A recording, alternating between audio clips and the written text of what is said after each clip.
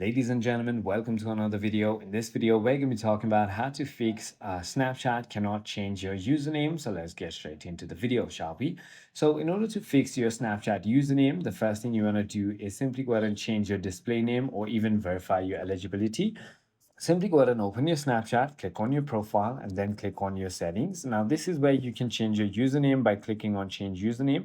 Keep in mind, you can only change your username once a year. So if you have changed it, then you will have no other options but to wait 365 days.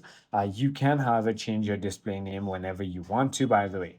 So it is as simple as that. If that doesn't work, and if you've already not changed it, but you're still not being able to change it, then you can click on your profile, click on settings, scroll all the way down until you find the help center, tap on that, and this is where you can simply go ahead and ask for the questions right over here on AI.